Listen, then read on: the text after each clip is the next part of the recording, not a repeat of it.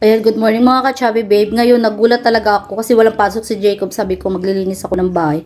Sobrang nagulat talaga ako sa mga nakita ko kasi nakalimutan ko na talaga to na meron pala akong mga ganito. Nagulat talaga ako kaya samahan niyo ako mga ka-chubby babe.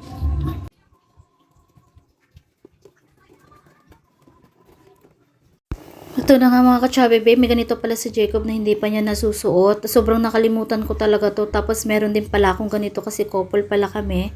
Meron din pala akong ganito na hindi ko pa rin nasusuot. Kahit isang beses talaga hindi ko pa siya nasusuot. Tapos mas nagulat ako dito sa maalikabok na box na to. Pag open ko, ito yung laman niya. Ito, ayan.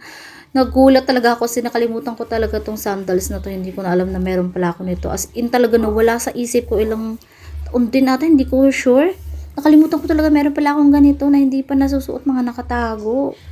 Hindi ko alam may mga ganito pa pala dito. Mag-open pa tayo ng ibang box mga ka-chubby babe. Tsaka ito nga pala. Hindi ko sure kung magkano yung nabili ko dito. Kasi nagustuhan ko lang yung ano. Tapos sobrang kapal ngayon. Ito pa nga yung isang box. And nagulat din ako kasi.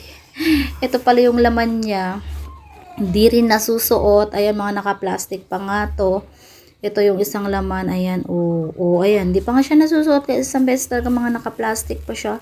Siguro simula nung nabili to, naitabi ko lang, hindi ko na siya naalala na may mga ganito ako. Ngayon nga lang kasi nga walang pasok si Jacob. Naisipan ko maglinis kasi ito nga mga naka-plastic pa, hindi pa pala sila nasusuot. At linis time na nga ako. And papamigay natin yung iba. Thank you.